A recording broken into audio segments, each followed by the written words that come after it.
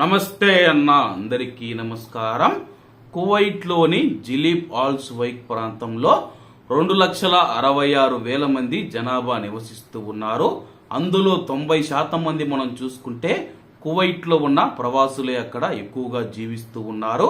అలాగే అక్కడ నివసిస్తూ ఉన్న ప్రవాసులు ఎవరైతే ఉన్నారో వాళ్లను అక్కడ నుంచి ఖాళీ చేయించి వాళ్ల కోసం కార్మిక నగరాలను నిర్మించాలని చెప్పి కువైట్ కేబినెట్ నిర్ణయించినట్లు స్థానిక మీడియా తెలిపింది.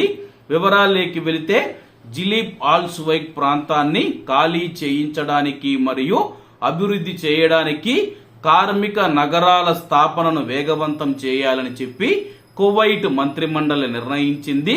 అలాగే వీరి కోసం Subiya Al Salmi road, north Al Mutla, అలాగే Kabd, south Sabah Al Ahmad residential city మరియు సౌత్ ఆల్ కీరాన్ రెసిడెన్షియల్ సిటీలలో ఈ యొక్క నగరాలు స్థాపించాలని చెప్పేసి మంత్రిమండలి నిర్ణయం తీసుకుంది. కౌన్సిల్ భూముల యాజమాన్యాన్ని ఆర్థిక మరియు గృహ సంక్షేమ మంత్రిత్వ శాఖకు బదిలీ చేయడానికి కువైట్ మున్సిపాలిటీని కేటాయించింది. మురికివాడల సమస్యలు మరియు తుప్పుపట్టిన మౌలిక సదుపాయాలను పరిష్కరించడం ఈ నిర్ణయం యొక్క లక్ష్యమని చెప్పేసి మంత్రిమండలి తెలిపింది.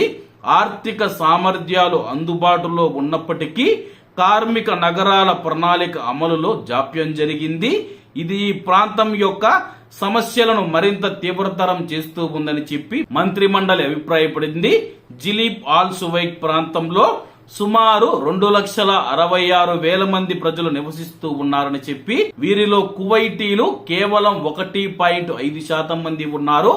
మిగతా 98.5% మంది ప్రవాసులే జిలీబ్ ఆల్ సువైక్ ప్రాంతంలో నివసిస్తూ ఉన్నారు. వీళ్ళ కోసం ప్రత్యేకంగా కార్మిక నగరాలు నిర్మించి ఆ యొక్క కార్మిక నగరాలకు అక్కడ జిలీబ్ ఆల్ సువైక్ లో నివసిస్తూ ఉన్న ప్రవాసులను పంపించి వేయాలని చెప్పి మంత్రిమండలి నిర్ణయించింది. రాబోయే రోజుల్లో దీనిని అధ్యయనం చేసి ప్రణాళికను అమలు చేస్తామని చెప్పి అధికారులు తెలిపారు. మరి దీని గురించి పూర్తి సమాచారం అందిన తర్వాత మీకు తెలియజేస్తాను. కాబట్టి అందరూ బాగుండాలి, అందులో మనం ఉండాలి. అందరికీ నమస్తే అన్న, జై హింద్.